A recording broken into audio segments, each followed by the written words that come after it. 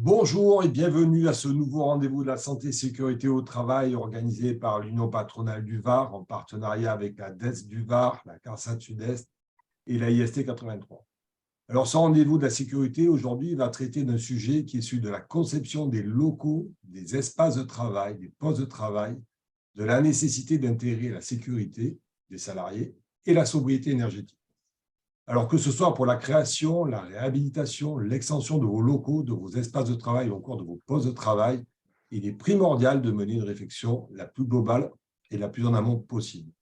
Cette réflexion doit traiter à la fois des sujets tels que la santé et sécurité, qui vont renvoyer au code du travail, le bien-être des salariés ou la qualité de vie au travail, maintenant la QVCT depuis l'année du 9 décembre 2020, la réduction énergétique avec notamment le plan sobriété et pour ceux qui sont concernés, le décret tertiaire et bien sûr sans occulter les questions de performance de l'entreprise. Alors aujourd'hui, nous avons le plaisir d'accueillir Evelyne Villadoma de la DES du Var, Isabelle Compiègne et Jean-Christophe Solari de la CARSAT Sud-Est, Olivier Lamarche pour la IST 83 et Lidéric Loureau du cabinet Eleven. Je les remercie doublement de leur participation et de relever ce petit défi d'arriver à vous présenter tout ça. Alors, comme vous le savez, vous pouvez vous poser vos questions par l'intermédiaire du chat et sur la droite de votre écran. Et je passe la parole à Isabelle. Merci à vous. Merci beaucoup, Philippe, voilà, pour cette introduction. Alors, on est à nouveau sur un webinaire sur lequel on a un défi à relever, c'est de parler effectivement de conception des lieux de travail et de sobriété énergétique et de faire les liens entre ces deux éléments qui ont un impact pour les entreprises sur le volet santé-sécurité, hein, mais également sur la problématique environnementale qu'on connaît aujourd'hui. Alors, sur le webinaire, on a plusieurs objectifs et je remercie beaucoup nos intervenants de relever ces objectifs en termes de défis. C'est avant tout de parler de réglementation qui encadre la conception et l'aménagement des locaux de travail. Et là, je laisserai le soin à Evelyne Villadoma de nous présenter ce volet réglementaire. D'aborder également ce qu'on appelle les 10 points clés d'une conception réussie. Et là, c'est Jean-Christophe Solari qui se prêtera à ce jeu autour de ces 10 points clés, avec aussi quelques exemples à nous donner pour essayer, je dirais, de formaliser les choses. Un autre sujet qui n'est pas facile non plus, c'est l'apport de l'ergonomie dans un projet de conception. Et là, c'est Olivier Lamarche qui se prêtera à ce jeu-là et qui nous permettra aussi, au travers d'un exemple, de nous montrer l'apport concret de l'ergonomie. Et on terminera avec M. Laureau sur le plan sobriété et le décret tertiaire.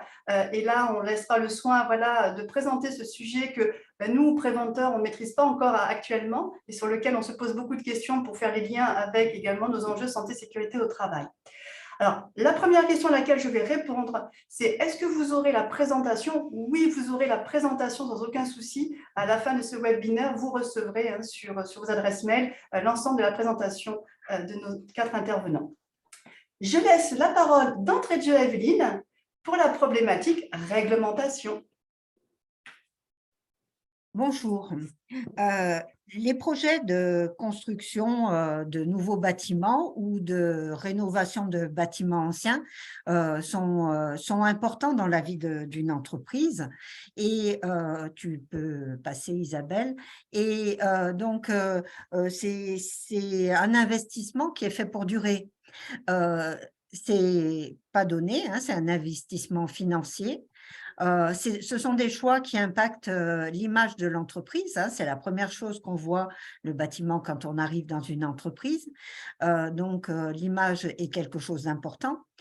C'est aussi ses capacités de production et les conditions de travail des salariés qui sont liées à un environnement qui est adapté au travail à réaliser. L'expérience montre que si les choix qu'on a faits initialement en période de conception d'un bâtiment sont loupés, sont mauvais, eh bien, ces choix, ils sont difficilement réversibles et on va avoir à traîner les défauts, si on peut dire, tout au long de la vie du bâtiment. Le Code du travail dispose de tout un chapitre sur la conception et l'utilisation des lieux de travail. Donc, le principe de base, c'est que les locaux de travail sont aménagés de manière à ce que leur utilisation garantisse la sécurité des travailleurs et leur utilisation au sens large et des travailleurs aussi au sens large, c'est-à-dire qu'ils vont être construits, utilisés et maintenus dans des conditions qui permettent de garantir la sécurité des salariés. Donc, c'est un choix qui doit être fait le plus en amont possible dès la conception architecturale du bâtiment. Donc, tous ces textes sur l'intégration de la sécurité dans la conception sont issus d'une loi de 76 et des décrets d'application qui concernent donc l'intégration de la prévention dans la conception des machines, des opérations de construction avec, par exemple, l'arrivée de la coordination santé-sécurité dès les études d'avant-projet, mais aussi les locaux de travail. Alors, l'expérience montre que les architectes ne connaissent pas ces règles.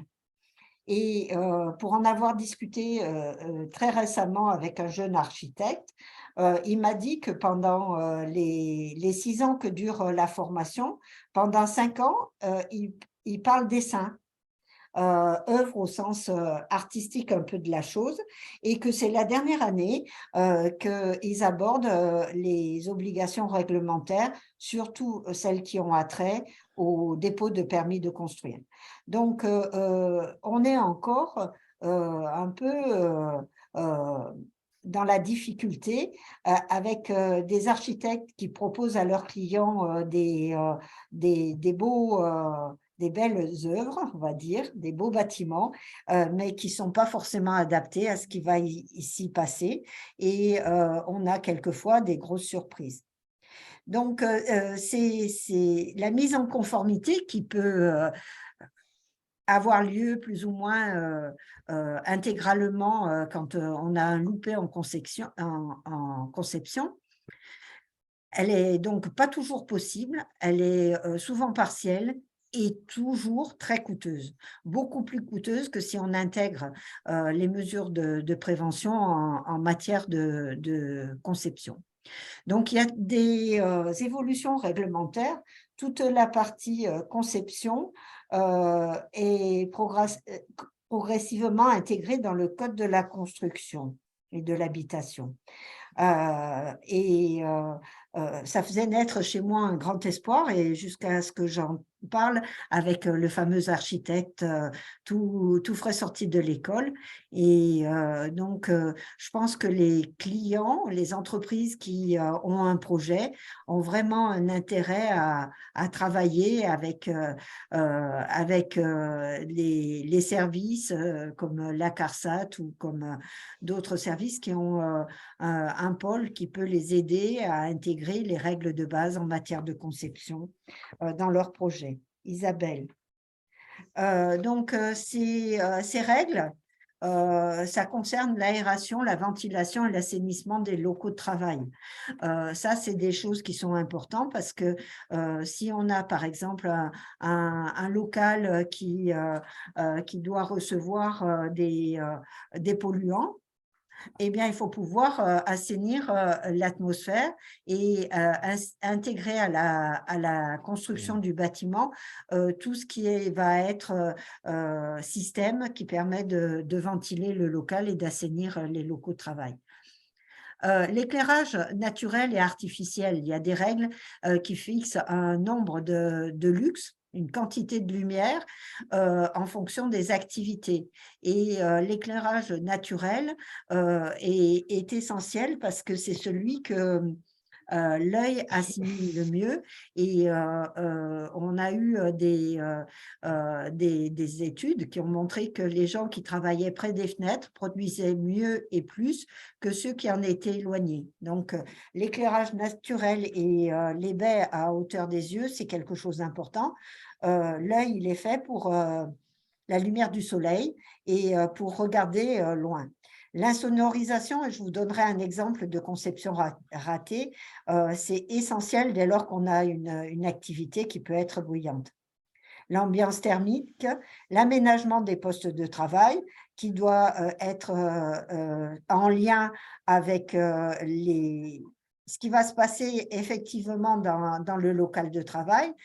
Si on a 80 centimètres entre deux postes de travail et qu'il faille, par exemple, équiper les machines à l'aide d'un chariot automoteur, par exemple, 80 centimètres, le chariot automoteur ne va pas pouvoir manœuvrer pour alimenter les postes de travail. Les sanitaires et les locaux sociaux, ça va de soi, mais pas tant que ça, parce qu'on voit des entreprises où il n'y a pas de local vestiaire suffisant, par exemple, où il n'y a pas de réfectoire, sans parler des locaux pour les représentants du personnel. Ensuite, le bâtiment, il va être entretenu, il va être maintenu, et tout ça, on doit pouvoir avoir accès au bâtiment facilement. J'ai récemment participé à une réunion dans une entreprise où ils ont c'était un grand bâtiment qui faisait plus de 100 mètres de long. Les pompiers, quand ils ont eu à regarder le permis de construire, se sont rendus compte qu'il manquait 1 mètre à la voie d'accès pompier. Donc, le bâtiment, il a été réduit d'1 mètre sur 100 mètres de long, ce qui a eu une incidence énorme en matière d'aménagement et de production. Ils ont dû revoir tout ce qui était installation intérieure. Donc, il y a des règles qui, si elles n'existent pas, peuvent être vraiment importantes, enfin difficiles à régler. Isabelle? Donc, des incontournables qui sont vraiment à ne pas oublier. Et là, j'ai pris trois photos qui montrent un petit peu l'œuvre de l'architecte avec un truc très joli, mais à l'intérieur, on a des locaux de travail qui ne sont pas du tout adaptés au travail que l'on fait et qui génèrent de la fatigue et puis quasiment une impossibilité à travailler normalement. Isabelle, un exemple de conception ratée. Donc, j'ai pris l'exemple du bruit parce que une fois que c'est loupé, c'est vraiment hyper difficile de revenir en arrière et d'avoir une réelle amélioration. Donc, vous avez un exemple qui vous donne un petit peu les différents niveaux de bruit en fonction de situations particulières. Le Code du travail prévoit que le niveau d'exposition sur une journée normale de 8 heures ne doit pas dépasser 81 décibels et 135 en crête. Quand je parle de crête, c'est un coup de marteau. Hein, ce n'est pas une crête qui dure pendant 1 heure. Hein. Donc, c'est des choses qui peuvent paraître naturelles, mais quand on a une activité bruyante, Isabelle, ça peut… Là, je ne sais pas si vous allez pouvoir bien lire cet exemple-là. Donc, on avait travaillé il y a quelques années sur l'implantation d'une chaudronnerie industrielle. Donc, on avait mis la CARSAT dans la boucle hein, et on avait préconisé des choses pour tenir compte du bruit. Et donc, c'est une chaudronnerie. Et à côté de la chaudronnerie, enfin, il y a un couloir et les bureaux qui sont des bureaux d'études. Donc, et plus des bureaux administratifs normaux. Donc, on a demandé à l'AIST justement un mesurage du bruit après la mise en service, parce que on a bien vu que, par exemple, les bardages, c'était des bardages pleins, c'était pas des bardages perforés, qui n'avaient aucune atténuation du bruit. Et on a vu, par exemple, que les salariés, en moyenne, sur la chaudronnerie, étaient exposés à plus de 97 décibels, avec un bruit en crête qui était à plus de 146. On a vu que dans les postes qui traditionnellement ne sont pas bruyants, par exemple, le magasinier, il était exposé à 81 décibels,7, donc au-dessus de la valeur limite, alors que il n'avait pas à être exposé au bruit, et qu'il y avait même 132 quasiment en crête dans un hangar, et qui était vraiment pas normal. Le poste d'accueil, il est bon en moyenne sur la journée, mais on a des bruits de crête qui sont importants, qui n'arrivent pas au 132, au 135, pardon, mais qui sont quand même importants. Dans les bureaux, c'est pareil, vous regardez le bureau méthode, il y a 65,2, c'est bon, mais il y a on sursaute à chaque coup de marteau. Donc,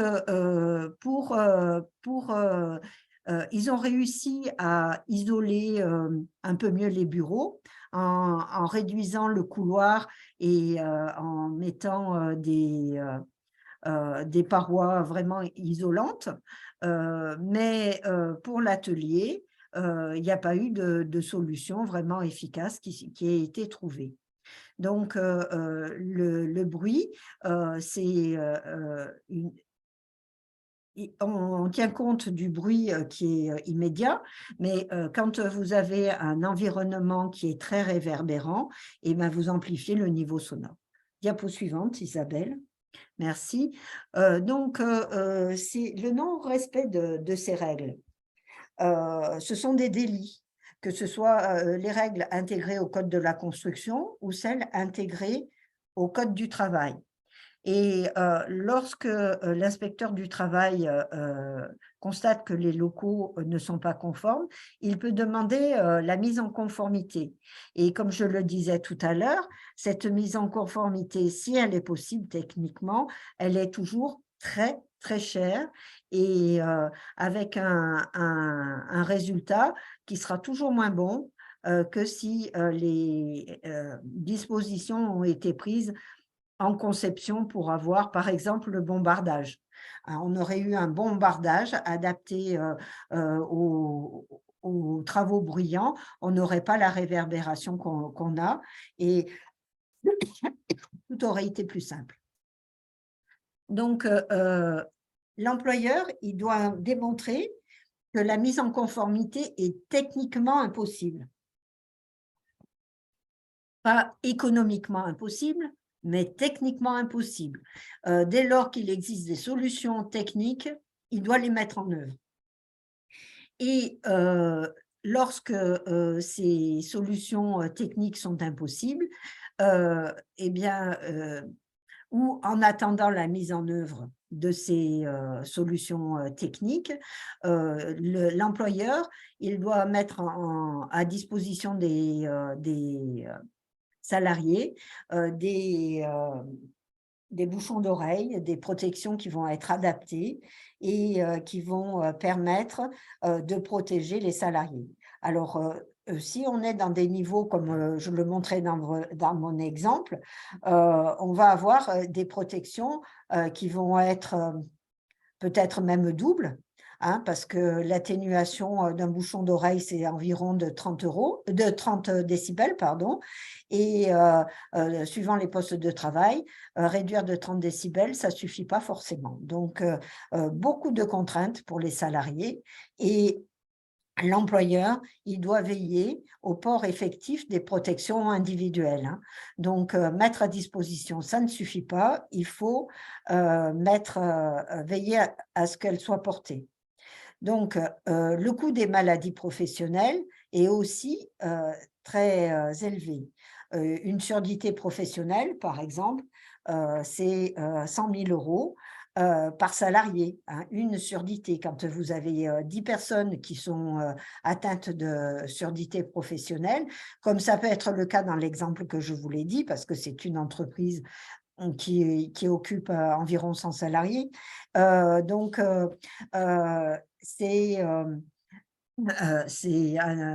un coût, une dépense qui aurait pu être évitée si on avait un niveau sonore convenable. Isabelle? Donc, le maître d'ouvrage reste responsable, hein.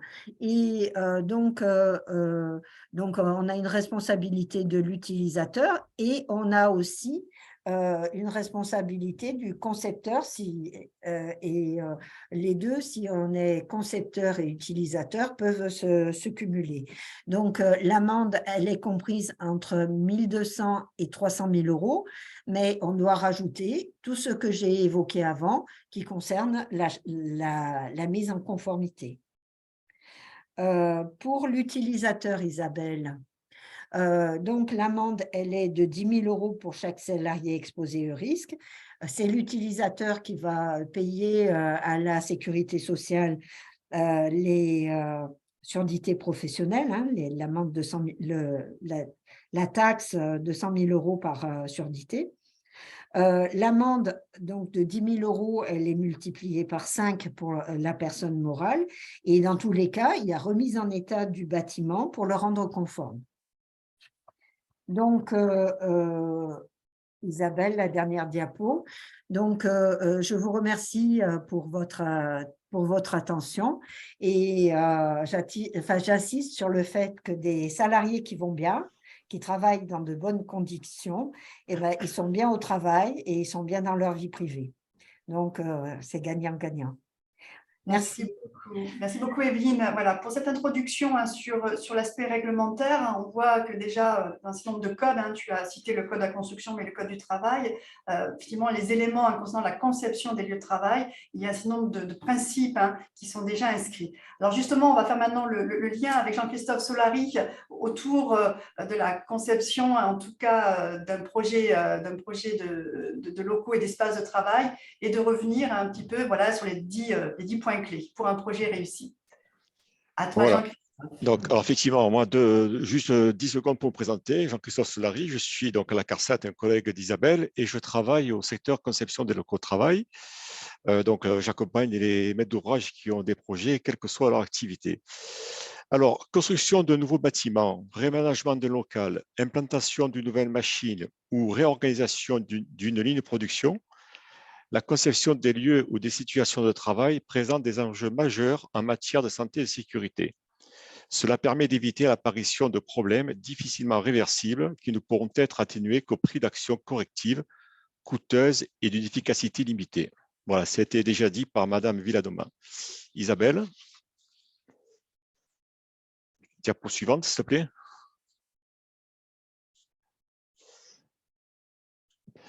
Concevoir un lieu de travail, c'est adapter au mieux le projet à l'usage qui en sera fait. Il s'agit d'amener les responsables des projets et des concepteurs à prendre en compte les besoins réels des utilisateurs vis-à-vis de leur future situation de travail. Dans ce but, la conception des lieux et des situations de travail s'appuie sur 4 principes fondamentaux. Isabelle? Donc, en fait, ce que je vous présente dans ce webinaire, ce n'est rien d'autre que le contenu de cette brochure, enfin de la brochure INRSD 6096, dont le titre apparaît à l'écran, c'est la page de garde, et qui apporte des outils de méthodo à la conception des locaux de travail. Voilà, le premier principe, c'est agir en amont. En intégrant la prévention des risques professionnels dès la définition des besoins, on réduit durablement le risque d'accident du travail ou de maladie professionnelle, tout en améliorant la performance globale de l'entreprise. Il est important de clarifier les besoins avant même d'avoir des plans pour permettre leur intégration dès la conception. Ces besoins doivent être identifiés et formalisés dans le programme. En effet, plus le projet avance dans le temps, plus il est coûteux et difficile de modifier la conception d'ensemble. Certaines décisions sont irréversibles, et ce, très tôt dans le projet, dès la validation du projet. Donc, dès la validation de l'esquisse du projet. Pardon. Isabelle? Deuxième principe fondamental, garantir une vision globale. Il faut prendre en compte l'ensemble des composantes du projet, que ce soit technique, réglementaire, économique, humaine, sociale, organisationnelle, etc., en mobilisant les compétences adéquates afin de concilier à chaque étape la prévention des risques, le budget, les délais, la productivité, les performances, l'environnement, la réglementation. Il s'agit notamment de considérer l'ensemble des risques liés aux circulations, piétons, engémentation, véhicules légers, poids lourds, etc., aux ambiances physiques comme l'éclairage, le bruit, l'ambiance thermique, la ventilation, aux manutentions, à l'utilisation de procédés spécifiques et à l'organisation du travail, tout en anticipant les différentes phases de vie du bâtiment, la construction, l'exploitation, la maintenance, le démantèlement éventuel et les activités associées. Le troisième principe,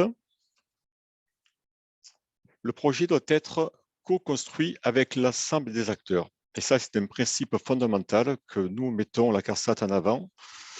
Alors, les acteurs, ce sont qui? C'est la direction, le chef de projet, les salariés, les représentants de proximité, les membres de la commission santé, sécurité et conditions de travail, le maître d'œuvre, que ce soit l'architecte ou bureau d'études spécialisé, le CSPS, la CARSAT, les ADRES, la DETS, la CRAMIF, etc. Les services prévention santé au travail, l'OPPDP, etc. Tout au long du projet, il est essentiel d'associer les futurs occupants, utilisateurs, et de les faire collaborer en groupe de travail. Les autres acteurs peuvent être intégrés en fonction des besoins, comme les ingénieurs, ergonomes, architectes, responsables des ressources humaines, etc., pour contribuer à mettre en perspective les activités de travail futures. Isabelle, dernier principe fondamental, le processus itératif. La validation des choix de conception doit se faire en s'autorisant à revenir sur des choix antérieurs tout en gardant les objectifs initiaux. Il s'agit ici de mettre en place des échanges réguliers. Alors là, je parle de la démarche interne à l'entreprise tout au long du projet entre le maître d'ouvrage et le concepteur pour vérifier la correspondance des plans avec les besoins exprimés. Cette itération doit être réalisée à chaque modification de plan, que ce soit un changement structurel, un déplacement ou ajout d'équipement, précision du niveau de détail, etc. Les enjeux de ces allers-retours sont de donner les éléments au bon moment au concepteur, tout en s'assurant que l'avancement ne dégrade pas la réponse aux exigences formulées auparavant. De manière générale, ces 4 principes doivent permettre de s'assurer du respect des exigences en santé et sécurité au travail dans l'application des recommandations techniques et des obligations réglementaires qui ont été précédemment rappelées par Madame Villadoma. Donc, cette brochure de l'INRS qui a été revue, mise à jour l'année passée, présente les 10 points clés incontournables, irréversibles, c'est selon, mais ce sont donc les 10 points clés pour un projet réussi, en sachant que pour la plupart des maîtres d'ouvrage, un projet, c'est le projet d'une vie, donc il se doit d'être réussi. Donc, lors de toute démarche de conception, ces 10 points clés listés ici à l'écran sont incontournables. S'ils ne sont pas pris en compte dès les premières phases du projet de conception, ils peuvent effectivement entraîner des conséquences souvent irréversibles, voire très coûteuses. Ça a été dit par Madame Villadoma également. Chacun d'entre eux est structuré dans la brochure EDEL 6096 autour d'objectifs recherchés en fonction de la thématique, des moyens pour y parvenir et des points de vigilance. Alors là, je ne vais pas les reprendre un par un parce que je n'ai pas forcément le temps de le faire par rapport à ce qui m'a été imparti. Mais je vais vous en présenter deux. Mais avant cela, je vais vous montrer cette diapositive pour vous dire qu'en dehors de la démarche de projet que je viens d'évoquer là, avec les 4 principes fondamentaux, donc démarche projet qui doit être mise en œuvre au sein de l'entreprise même avec les différents acteurs concernés de près ou de loin par le projet. Le travail qui va être produit par cette équipe de projet interne entreprise va venir alimenter cette espèce d'entonnoir que vous voyez à l'écran, qui est la démarche globale d'un projet de construction, où on voit tout en haut l'étude de faisabilité qui est alimentée par des démarches projet interne à l'entreprise, et tout en bas, c'est la mise en service, donc on rentre dans la phase d'exploitation.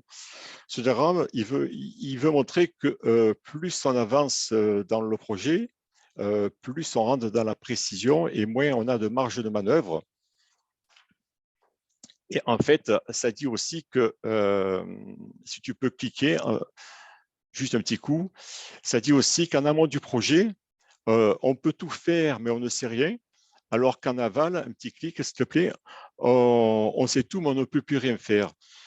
Donc ça c'est ce qui a été dit dans différentes bibliographies. Moi, je le dis de façon plus imagée, c'est-à-dire qu'il vaut mieux un coup de gomme en phase d'esquisse plutôt qu'un coup de pioche en phase d'exploitation. Le coup de gomme, ça coûte rien du tout à toute personne qui utilise, alors que le coup de pioche sur un mur qui est à détruire, on imagine facilement le surcoût qu'il peut y avoir. Voilà, diapo suivante. Pour vous parler de 2 points clés. Bon, comme je l'ai dit, je ne vais pas présenter les 10 parce que je n'aurai pas le temps. Il faudrait faire un autre webinaire. Alors, le premier point clé que j'ai choisi, c'est vous parler des organisations des espaces de travail. Voilà, donc ça, c'est un petit visuel qui est issu de la brochure. Diapositive suivante, où l'objectif est clairement précisé dans la brochure, où il faut aménager les espaces de travail tout en optimisant les flux, que ce soit les flux de personnes, les flux des personnes, les personnes à poste, mais aussi ceux qui interviennent pour la maintenance, les engins et les charges en cours de fabrication. Il y a les questions qui sont indiquées, comment faire pour aider le maître d'ouvrage à atteindre cet objectif-là. Donc, je ne vais pas vous les lire l'une après l'autre. Et puis, des petits points de vigilance qui sont indiqués là sous un petit espace qui s'appelle « Attention ». Voilà, effectivement, ça a été dit par Mme Villadoma, la définition des activités futures impacte l'organisation des espaces. S'il n'y a pas assez, effectivement, de largeur de passage, à la fois pour faire passer le piéton, le chariot, on comprend très bien qu'il y aura plus tard une problématique importante avec des heurts et des chocs. Isabelle. Concernant les espaces de travail, ce petit tableau pour vous dire effectivement qu'il y a des largeurs de travail à prendre en compte quand on aménage des espaces de travail, que ce soit dans un bureau ou dans un atelier.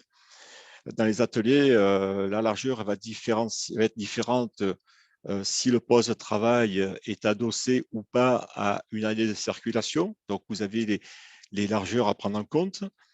Et puis, la dernière ligne, ça donne les largeurs à prendre en compte pour les bureaux. Si c'est un bureau qui est adossé à un mur, si c'est 2 bureaux contigus adossés à un mur, la largeur n'est pas la même parce qu'on comprend très bien qu'il faut passer derrière son collègue pour aller à son bureau. Donc, on passe d'1,20 m à 1,60 m. Et puis, dans le cas de figure où il y a des bureaux qui sont en face à face, dos à dos, pardon, la largeur est de 2,30 m entre ces ensembles de bureaux.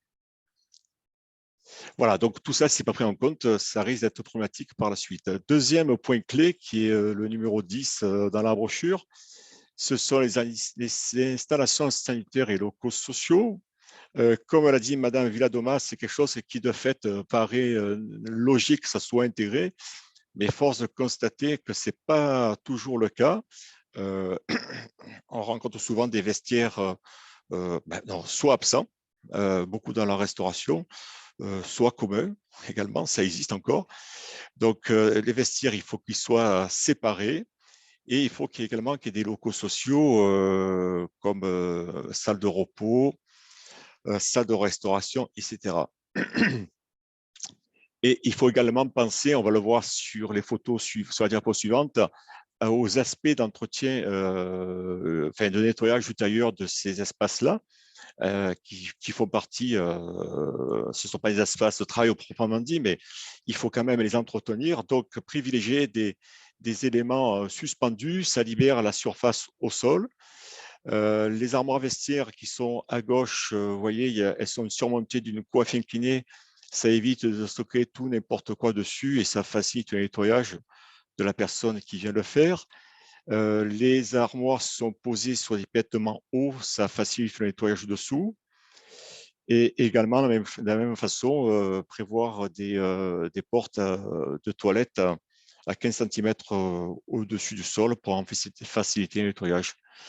Dernière diapo, voilà ce que doivent être des locaux sociaux correctement conçus, parce que le local de repos à gauche, il est fait pour prendre la pause, il doit être convivial, agréable, bénéficier d'un éclairage naturel et puis de mobilier confortable avec des couleurs, je dirais, agréables à l'œil.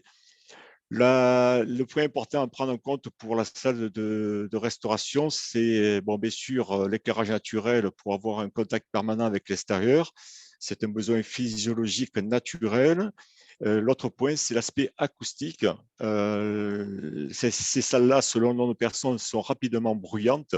Donc, il faut mettre en place des matériaux acoustiques, absorbants acoustiques en plafond, ce qu'on voit ici sur la photo de droite.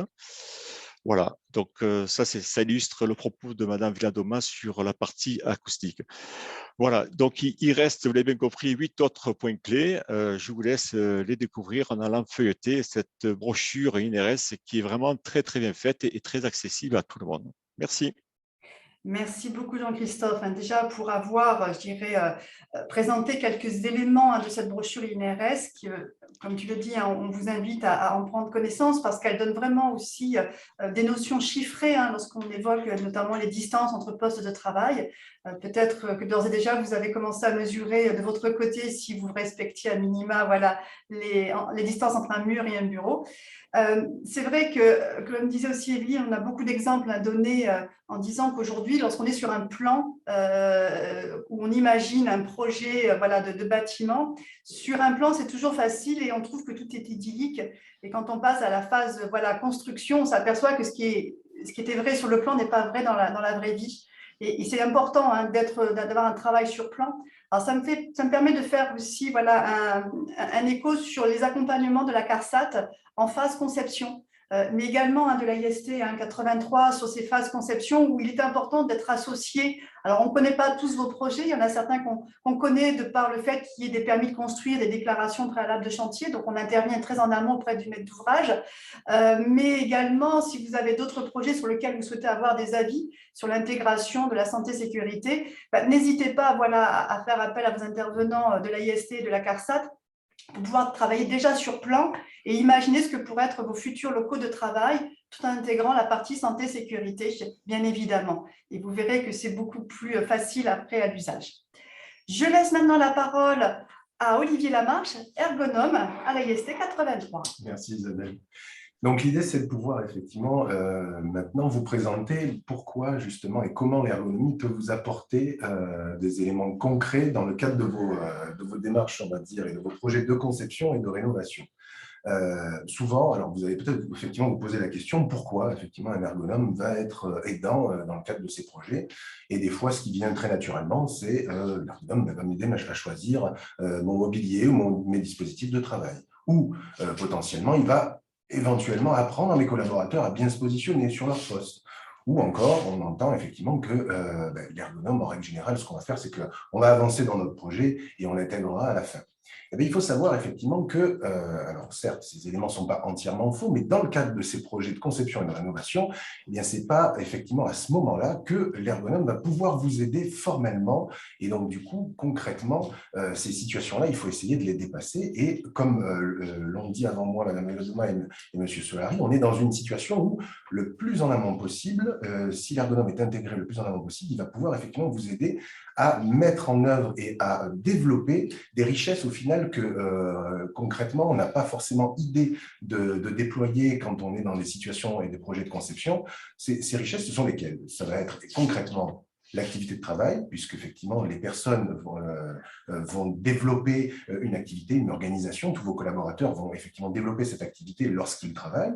Et donc, l'autre pendant, c'est la contextualisation finale de ces activités, c'est-à-dire les usages. Quand on parle d'usage, ça va être la contextualisation d'activités dans un bâtiment, dans un atelier, et au travers des différents dispositifs qui sont mis à la disposition des collaborateurs. Donc, l'objectif, c'est que l'ergonome puisse vous aider à capitaliser autour de ces deux thématiques, donc les activités de travail, les usages, pour que vous puissiez enrichir votre projet et faire en sorte qu'il soit le plus performant possible.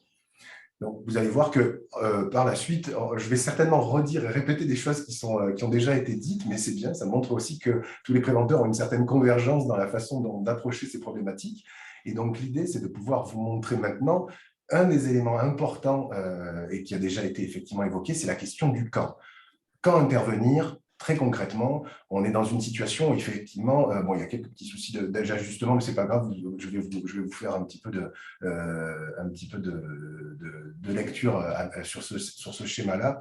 Donc l'idée, la question du quand, c'est ce qu'a très bien dit effectivement M. Solari, c'est la situation dans un projet de conception. On va avoir deux données qui vont effectivement évoluer au fil du temps quand on avance dans ces projets. Quand on démarre sur un projet, ce qui est très haut, on va dire, en termes d'éléments, ce sont les capacités d'action qu'on va avoir sur le projet. C'est-à-dire que quand on est au stade d'idée, quand on est au stade, on va dire, effectivement, préalable, on a toutes les capacités possibles d'action sur notre projet. Et ça, c'est la courbe bleue. Et vous voyez que cette courbe, plus on avance, plus elle descend, et plus, effectivement, elle va devenir très faible, et nos capacités vont être très réduites. En revanche, la courbe orange, vous voyez qu'au final, la connaissance, elle, sur un projet, ne fait qu'augmenter au fur et à mesure qu'on avance, puisque l'idée, c'est de pouvoir justement enrichir au fur et à mesure, travailler avec les différents acteurs autour du projet, va faire augmenter cette connaissance-là, et donc on va devenir véritablement des experts de notre projet lorsque le bâtiment sera sorti de terre. Donc, comme l'a très bien dit M. Solari, je ne vais pas le répéter, l'idée, c'est de pouvoir justement utiliser toutes nos capacités dès le départ, et donc effectivement dès le début, on va dire, du projet, j'ai envie de dire même en amont du plan, lorsque vous avez, comme je l'évoquais tout à l'heure, l'idée de ce projet-là, vous devez effectivement envisager potentiellement la mise en place d'un accompagnement et, a fortiori, potentiellement l'accompagnement effectivement d'un ergonome, puisque là, tout est encore possible. Et l'ergonome va pouvoir formellement vous accompagner, vous aider avec toute la puissance effectivement de son analyse à ce moment-là.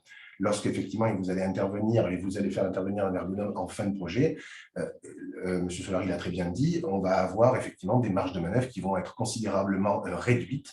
Et donc, l'analyse qui sera faite aura certainement aura un apport, mais risque d'être frustrante puisque les capacités sur le projet seront beaucoup plus réduites. Voilà.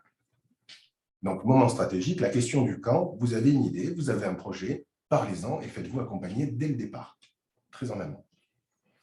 Alors, je ne vais pas vous développer et vous mettre en place l'intégralité de la démarche, je vais juste concrètement vous donner ce qui est mis en place et ce qui peut être effectivement développé lors d'un accompagnement ergonomique au travers de quelques étapes, on va dire, clés. On va être dans une situation où, concrètement, on est sur une démarche projet assez classique. On va avoir en phase 1 une phase de découverte, de compréhension justement de votre contexte pour essayer de prendre en compte au maximum votre besoin, le besoin de l'ensemble des acteurs effectivement qui gravitent autour de ce projet, de voir en quoi votre contexte est spécifique et l'objectif c'est de véritablement affiner notre compréhension de votre besoin et du contexte. Au travers de ça, ces éléments vont nous permettre, nous, de construire différentes étapes et notre méthodologie au final concrète qui va justement nous permettre de capitaliser sur les activités de travail et sur les usages au sein de votre bâtiment. Cette méthodologie, en règle générale, elle passe assez régulièrement par des phases d'observation, justement, de vos collaborateurs en situation de travail, lorsqu'elle existe, des phases d'entretien également avec vos collaborateurs et les acteurs, on va dire, du projet, pour justement capitaliser un maximum de données autour du travail réel. Et donc, l'idée, c'est de pouvoir ensuite, au travers de cette phase 2, faire une synthèse qui puisse justement, que nous, on appelle en règle générale diagnostic, qui va vous permettre justement de mettre en place différents critères, différentes thématiques clés, différentes thématiques prioritaires qui vont justement nous aider, nous en tant qu'accompagnants, mais vous en tant qu'entreprise, à mettre en place justement, à rechercher des solutions à la fois au niveau du collectif, mais aussi pour mettre en place des solutions concrètes au sein de votre futur bâtiment. Et donc, l'idée de la phase 3, c'est de pouvoir donc faire de la recherche de solutions, mais également, un point clé que tu as soulevé, Isabelle, c'est aussi de mettre en œuvre, de mettre en situation, de simuler, on va dire, votre activité future probable, c'est-à-dire vraiment l'activité que vous allez avoir au sein de votre futur bâtiment, que ce soit en conception ou en rénovation, pour éviter les écueils que vous ont présentés Mme Villadova et M. Solari. L'idée, c'est de tester avant que le bâtiment soit sorti de terre pour éviter les erreurs. Donc, c'est l'objectif aussi de cette démarche, pouvoir mettre en situation les différentes thématiques, les différentes solutions, les différentes contraintes qu'on a pu observer dans l'existant pour justement essayer de les transformer en opportunités, en exigences et pas faire des erreurs. Donc, vous l'avez bien compris, le but de l'intervenant, le but de l'ergonome, c'est d'essayer de jouer le facilitateur avec la base de son diagnostic et également, justement, faire le lien au maximum entre les différents acteurs clés du projet de conception. Donc, des enjeux, au final, vous êtes en train effectivement d'un peu le voir, des enjeux, des intérêts différents et multiples au niveau de cet accompagnement-là. L'idée est de pouvoir justement pour vous, en tant qu'employeur, en tant qu'entreprise, caractériser quelque part tous les éléments, tous les besoins, toutes les activités que vous présentez en fonctionnalités concrètes pour votre projet. Et donc, en partant des situations de travail, vous le voyez au centre, on va jouer sur différents éléments, différentes thématiques qui vont justement faciliter, mettre en place cette facilitation autour du projet. Un accompagnement au changement, puisque le but du jeu, c'est de mettre en place une implication collective. Tous les acteurs devront effectivement être partie prenante dans ce projet-là et seront sollicités par l'intervenant. On va jouer effectivement sur le tableau le tableau des préventions des risques professionnels. Et en même temps, on va être aussi dans une forme de valorisation, puisque vous avez une démarche collective, une démarche, on va dire, globale, qui fait que vous allez aussi valoriser, vous allez pouvoir valoriser cette démarche-là au travers de l'image de votre entreprise.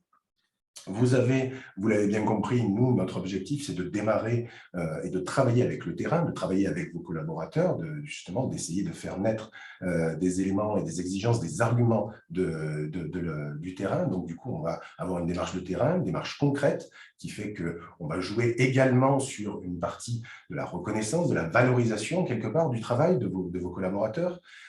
L'objectif pour nous est de bien sûr avoir un regard analytique, donc extérieur et neutre, donc qui va être axé sur les différentes composantes de vos situations de travail. Et les éléments, quelque part, qui font que cette démarche aussi potentialise et est efficace, ce sont les deux éléments que vous avez sur la droite de votre écran. Ce sont la co-construction des solutions, c'est-à-dire que la notion de participatif est quelque chose de très important, on va dire, dans ces accompagnements, puisque l'élément participatif va permettre d'enrichir le projet, va faire naître aussi de la satisfaction auprès de vos collaborateurs, puisqu'ils se sentiront impliqués et valorisés dans cette démarche. Et l'élément aussi qui n'est pas négligeable, c'est que quelque part, le but du jeu de ce type d'accompagnement, c'est d'éviter les erreurs.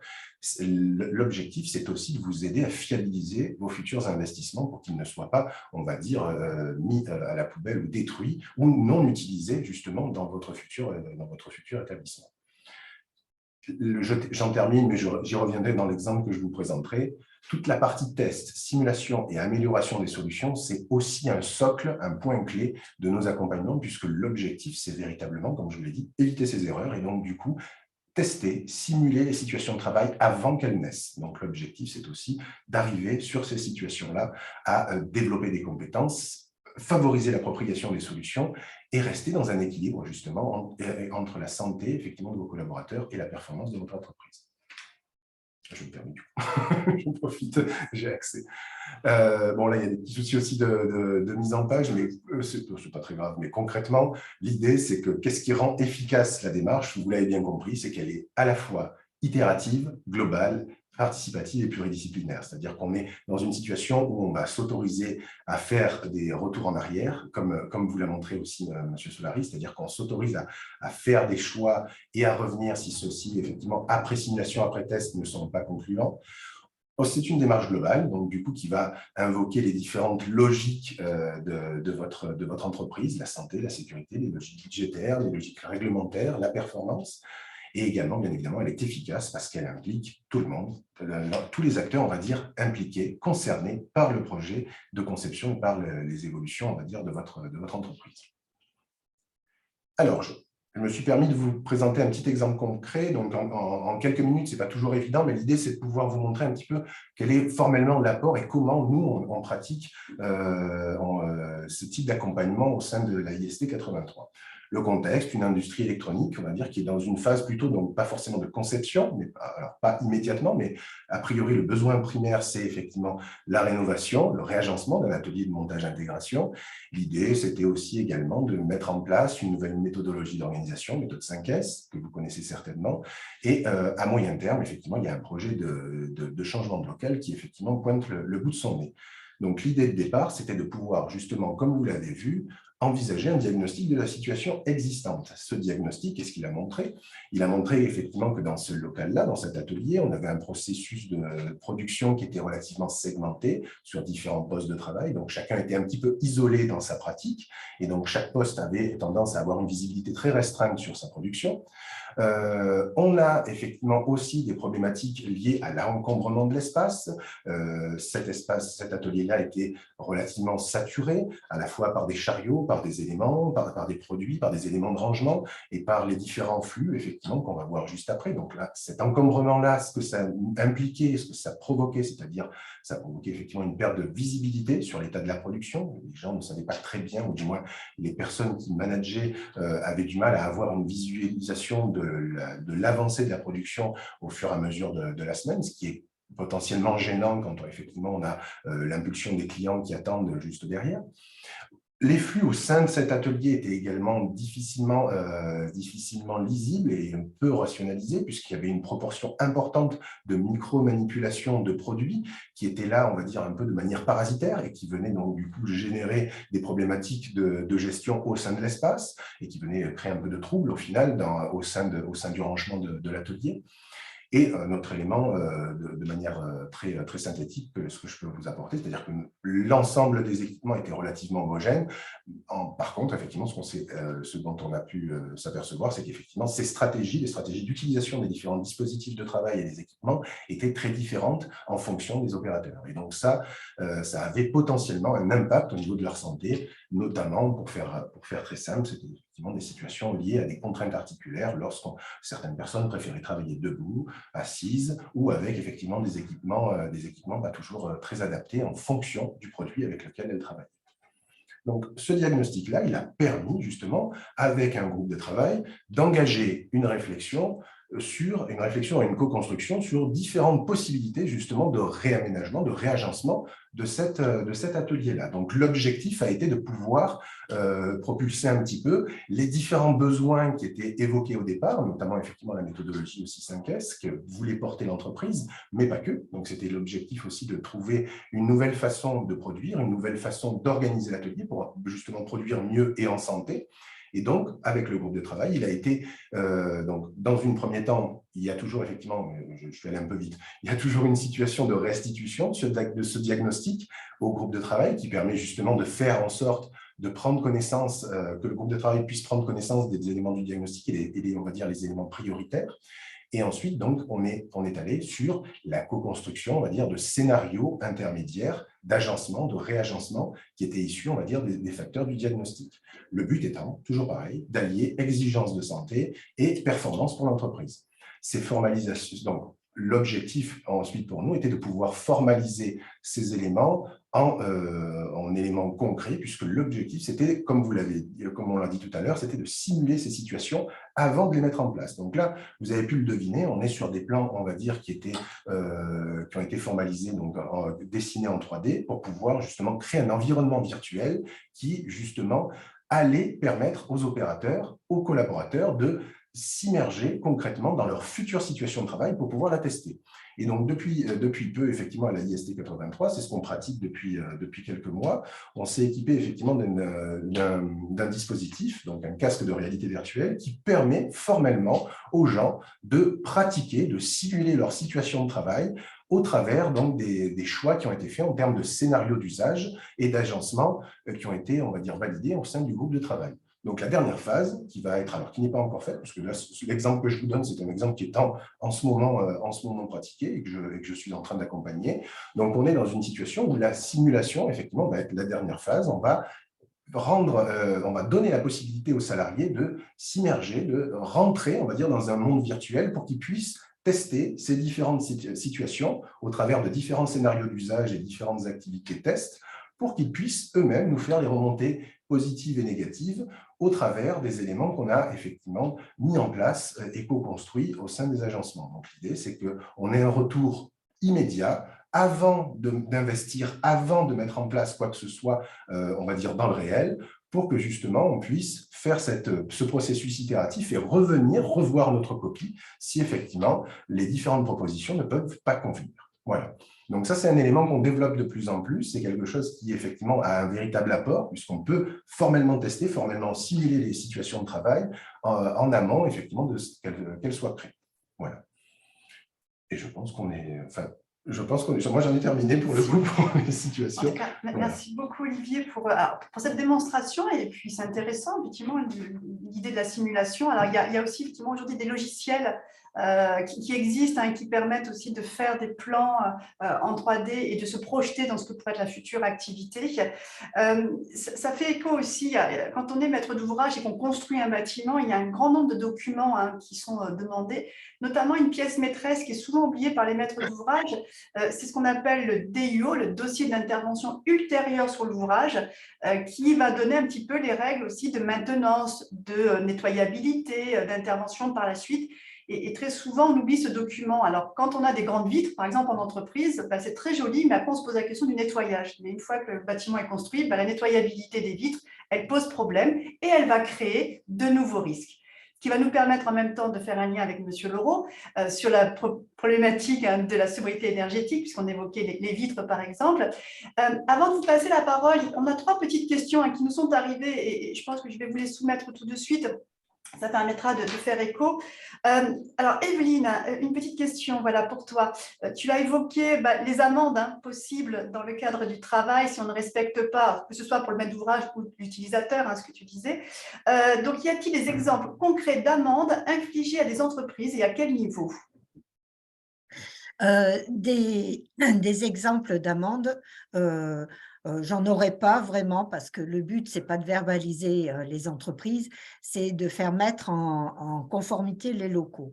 Mais je peux vous donner des exemples de solutions qui ont été trouvées pour vous donner une idée de ce que peut représenter la charge pour une entreprise. Lorsque j'étais en Haute-Loire, une entreprise qui était équipementier automobile, qui fabriquait des culasses pour des camions.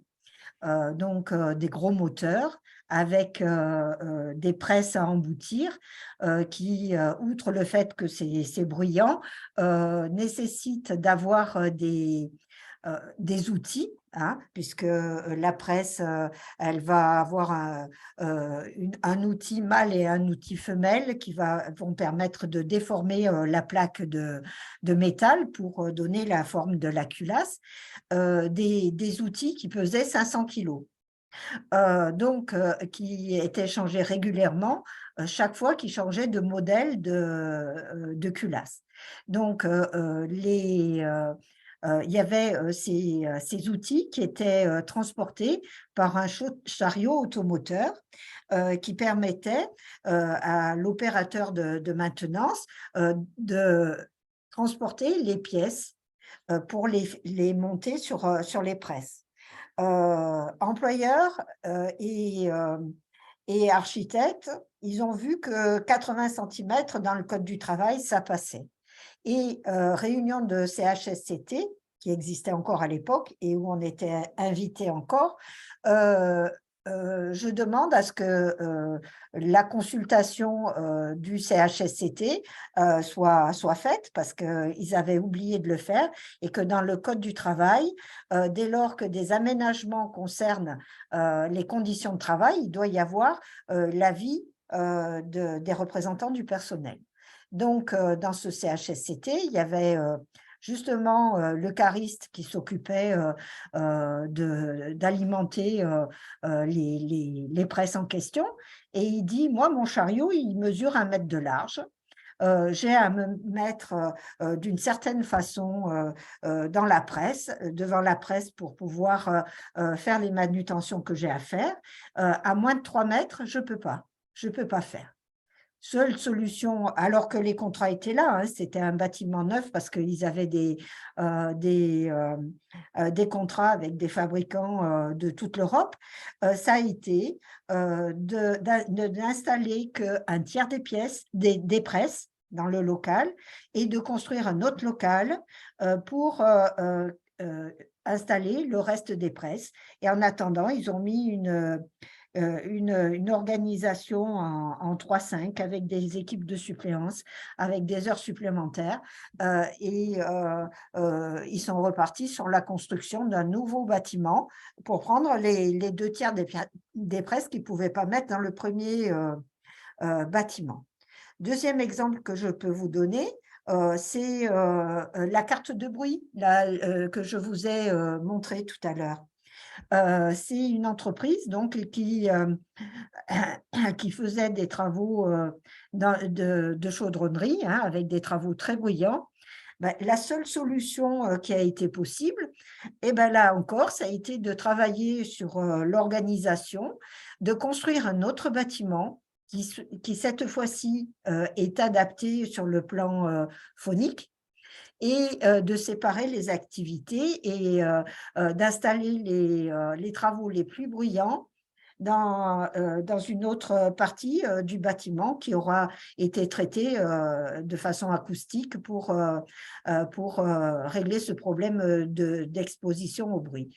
Donc, achat d'un nouveau terrain, construction d'un nouveau bâtiment qui, celui-ci, est conforme, vous imaginez le prix que ça peut faire. Donc, une amende qui serait peut-être même de 100 000 €, disons, c'est rien par rapport à l'investissement qui a permis la mise en conformité. Et si on passe par le tribunal, non seulement le jugement en dehors de l'amende va demander la mise en conformité et sous astreinte. Donc, aux travaux de mise en conformité, il y a l'astreinte par jour de retard ou par semaine de retard ou par mois de retard. Donc, on arrive vite à des sommes qui sont folles et comme disait tout à l'heure M. Solari, un coup de gomme aurait permis ou un choix qui avait été orienté, hein, puisque le service de la CARSAT avait travaillé avec l'entreprise en conception, ça aurait évité de tripler le coût du bâtiment. Merci beaucoup, Evelyne. Alors, on a évoqué conception du lieu de travail autour du volet santé, sécurité au travail, conditions de travail et performance. On va laisser la parole à M. Leroux pour faire le lien aujourd'hui avec la sobriété énergétique et notamment le décret tertiaire. Donc, la parole est à vous. Bonjour à tous, merci de m'avoir invité aujourd'hui. Donc, rapidement, je vais vous présenter le bureau d'études Eleven. Donc, nous, on est un bureau d'études national présent sur 3 grands corps de métier qui sont l'enveloppe du bâtiment, donc la toiture, façade, menuiserie extérieure, tout le génie climatique du bâtiment, donc tout ce qui est le froid, le chaud, la thermique, les réseaux, et aussi la structure. Donc la structure, aujourd'hui, problématique croissante dans de nombreux bâtiments. Voilà. pour éviter tout risque d'affaissement, voire même d'effondrement, comme on a pu le voir.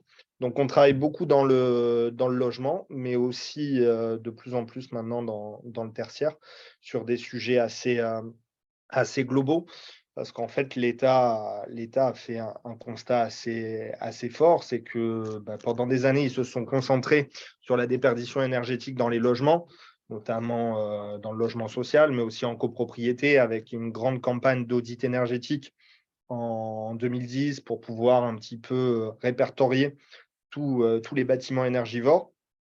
Et les bâtiments tertiaires ont été laissés un petit peu de côté, alors que le constat, il est quand même assez flagrant. C'est que il y a eu, dans les années 70-80, une grosse période de construction de bureaux qui aujourd'hui sont à peu près dans le même état qu'à la construction.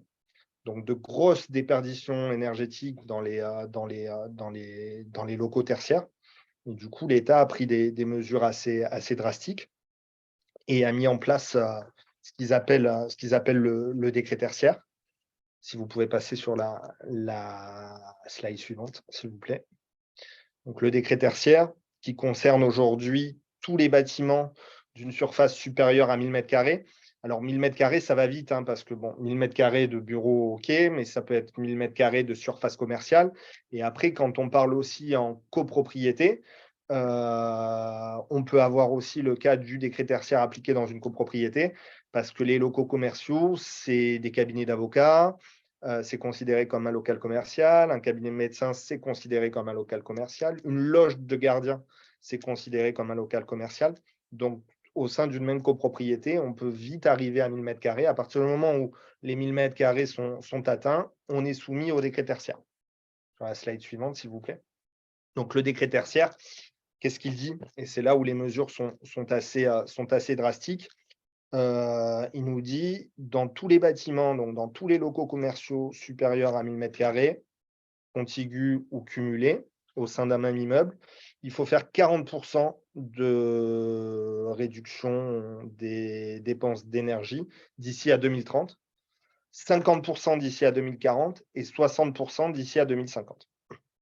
Donc aujourd'hui, je vous présente le décret tertiaire, mais ce qui est important, c'est, et je l'ai bien vu lors du déroulé de ce webinaire, c'est de le mettre en corrélation avec les espaces de travail et le confort au travail. Donc, c'est forcément lié. Alors, c'est sûr que dans le cadre du décret tertiaire, on ne rentrera pas aussi profond que l'ergonomie au travail, mais on va forcément travailler aujourd'hui les gros axes d'amélioration que l'on va avoir sur le décret tertiaire. Ça va être quoi? Ça va être un des premiers points, ça va être l'éclairage. Systématiquement passer en éclairage LED sur des éclairages où on a encore trop souvent, malheureusement, des éclairages de type néon qui sont tout sauf agréables pour la journée, alors qu'aujourd'hui, on a des éclairages LED qui reproduisent la lumière du jour. C'est actuellement ce que j'ai dans mon bureau et c'est vrai que c'est hyper agréable à l'œil.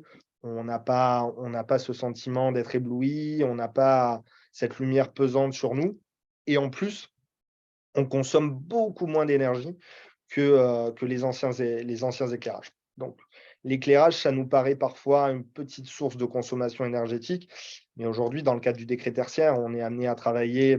Un des projets qu'on a fait, c'est pour Airbus Défense et Espace à Paris, 87 000 m² de bureaux. Vous imaginez bien que de l'éclairage, il y en a. Et le post-éclairage, au-delà d'être très coûteux, c'est une source formidable d'économie d'énergie. Les autres points sur lesquels on va pouvoir travailler aussi, c'est toute la partie thermique, notamment le froid et le chaud. Aujourd'hui, encore trop de bureaux sont chauffés avec des grille-pains en façade nord parce que la clim ne suffit pas ou est mal répartie quand il y en a une. Et en hiver, il faut absolument mettre en place le chauffage électrique. Ça, on le voit beaucoup sur des bureaux qui sont réaménagés de façon assez continue. Je prends des exemples dans l'industrie, en fonction de certains projets, en fonction de certains marchés qui peuvent signer. ils vont être amenés à créer plusieurs box de bureaux. Donc, on va créer plusieurs box de bureaux au sein d'un entrepôt ou au sein d'un ensemble. Le réflexe, ça va toujours être le même. On crée des box, on rajoute des chauffages et en fait, on vient cumuler les sources d'énergie alors qu'on pourrait se contenter de répartir la PAC ou des choses comme ça. Donc, effectivement, notre rôle, ça va être de vraiment travailler sur ces différents points. Alors, le décret tertiaire, il se présente comment? C'est à la fois un diagnostic technique et à la fois un diagnostic énergétique. Donc, c'est vrai que systématiquement, comment ça va se passer? On va diagnostiquer le bâtiment sous tous les angles qui vont pouvoir être améliorés. Donc, ça va être la façade, ça va être les huisseries, donc tout ce qui est menuiserie, ça va être la toiture avec l'isolation, ça va être le système de chauffage. On en a parlé, toutes les problématiques d'isolation, toutes les problématiques de ventilation aussi. La ventilation peut aussi être énergivore et peut être une belle source d'économie. Le traitement de l'air de façon globale. Là, l'exemple que l'on a sous les yeux, donc c'est un exemple parisien parce que la présentation date un peu, mais c'est une grosse boutique de prêt-à-porter à Paris. Et on a réussi sur cet ensemble-là, parce que c'est vrai que ça peut paraître assez fou de dire on va faire 40% d'économie d'énergie sur des bâtiments existants, puisqu'on est systématiquement en réhabilitation. Mais parfois, en travaillant sur des points clés, on arrive à faire ces 40% d'économie d'énergie. Typiquement, sur ce local, sur cet immeuble-là, on arrive à faire les 40% d'économie d'énergie en travaillant simplement sur les centrales de traitement d'air. Donc, on s'est contenté de remplacer toutes les CTA qui étaient un petit peu vieillissantes, pour un coût qui, au final, pour un immeuble comme celui-là, n'est pas exorbitant. Et en remplaçant tous les centrales de traitement d'air, on a réussi à atteindre les 40% d'économie d'énergie. Un point sur lequel je n'ai pas trop insisté, mais qui est clé aujourd'hui quand on fait du décret tertiaire, c'est de pouvoir récupérer les consommations énergétiques. Parce que les gains énergétiques que l'on mesure, on les mesure exclusivement sur vos factures d'électricité. Donc, sur des immeubles, et puis on a eu le cas très concret avec l'UPV, puisqu'on a travaillé sur un de vos immeubles, et j'en parlerai un petit peu après. Le plus dur, c'est de récupérer les consommations d'énergie sur les 10 dernières années, puisqu'en fait, le décret tertiaire nous dit vous récupérez les consommations d'énergie sur les 10 dernières années et on va aller optimiser la pire des années pour pouvoir vraiment faire un gain énergétique fort. Donc, c'est le plus compliqué aujourd'hui, c'est pas de trouver les sources d'économie, c'est de réussir à compiler cette information sur des immeubles qui parfois ont changé de locataire, ont changé d'usage, ont changé de destination.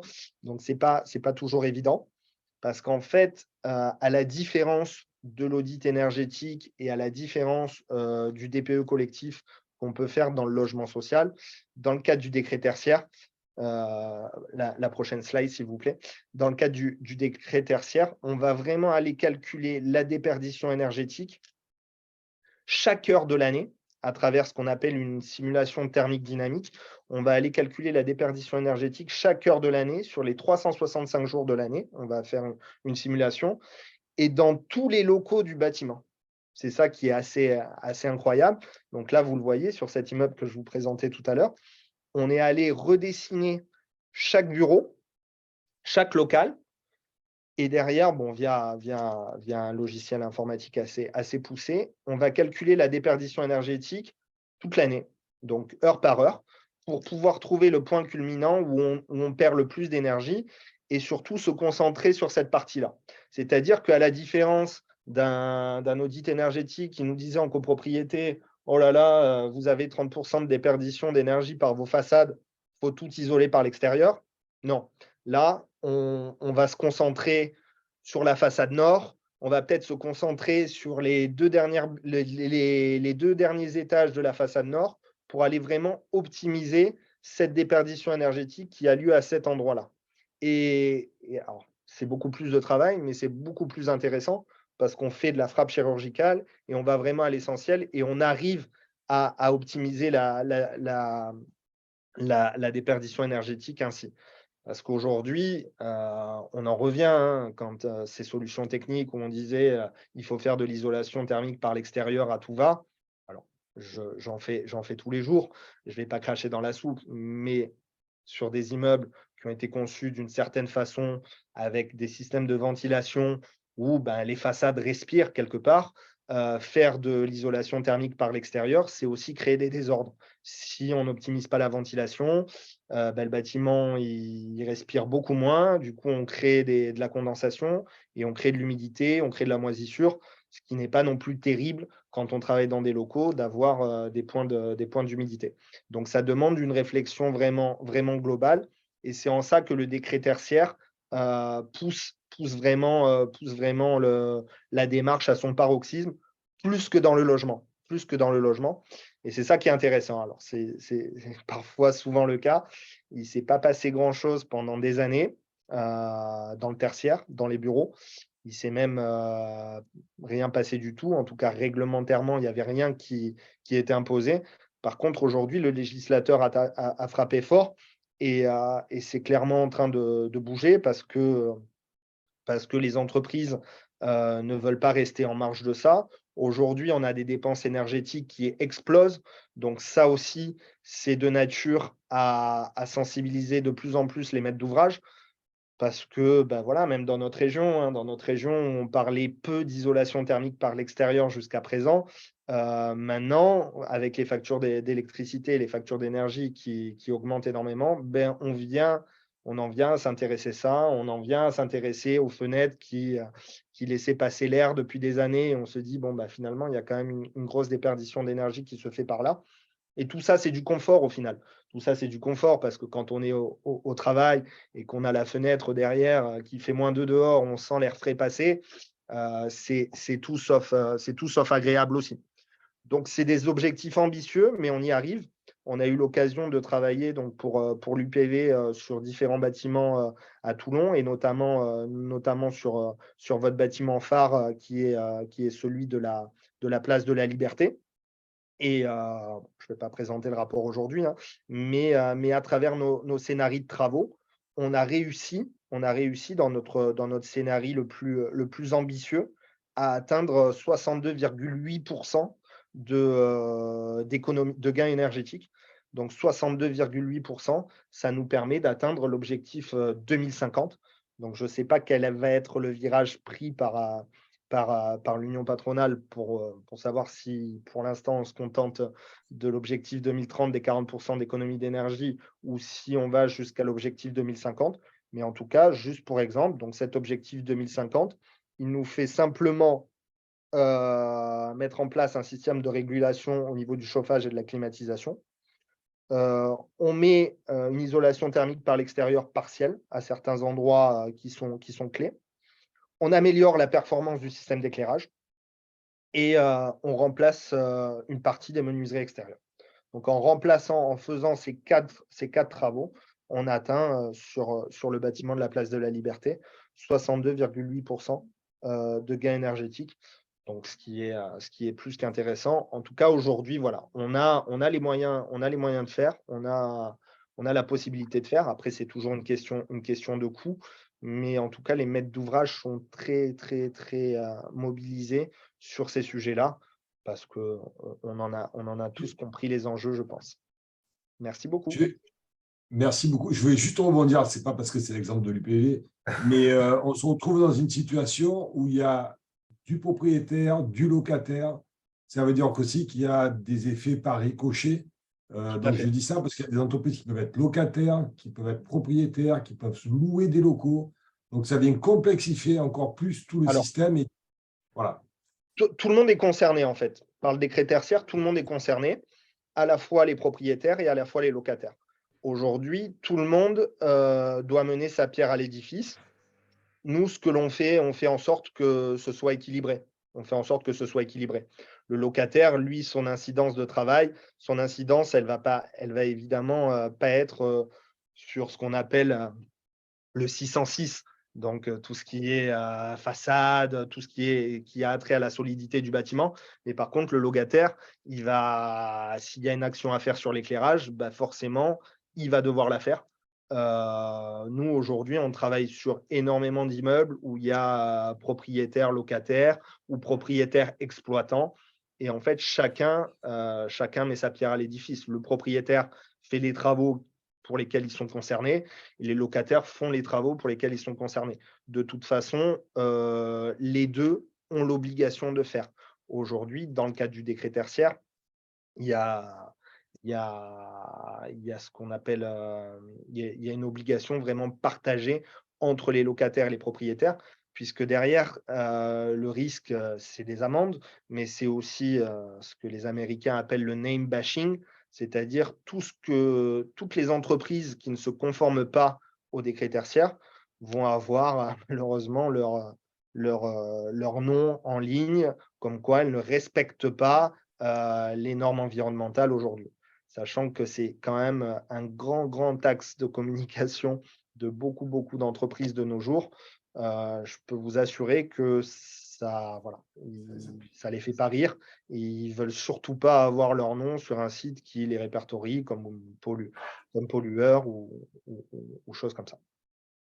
C'est intéressant ce que vous dites, hein. Ça répond à des éléments qu'on avait dit en introduction, c'est l'image de l'entreprise. Hein. Aujourd'hui, dans des volontés, ce qu'on appelle RSE, hein, c'est d'avoir un affichage le plus positif possible de l'entreprise sur le volet santé, sécurité au travail, le volet effectivement sociétal, environnemental. Il y a un enjeu majeur autour de tout ça.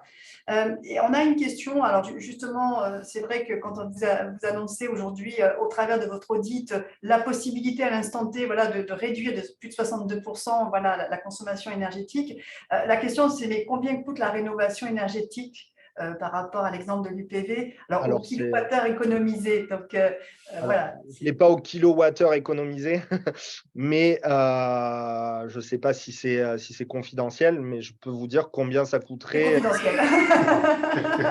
Mais en tout cas, donc la donnée ne sera pas donnée. Je n'en parlerai pas, mais honnêtement, au vu du bâtiment de la place de la Liberté à Toulon, pour lequel j'entends qu'il n'y aurait pas que l'UPV qui serait en plus concerné par ces travaux, on est vraiment dans quelque chose de très raisonnable. On n'est pas sur quelque chose de démesuré parce que là aussi, nous, dans nos scénarios de travaux, ce que l'on met en place, c'est que le but, c'est que ce soit réalisable. Si c'est pour sortir des montants totalement exorbitants et que ça se fasse jamais, c'est pas le but. Donc, on est sur des scénarios de travaux. Je vais vous parler de l'immeuble qu'on a devant nous. Je vous parlais des CTA à Paris, 40% d'économie d'énergie sur cet immeuble-là. On n'est même pas à 200 000 euros de travaux.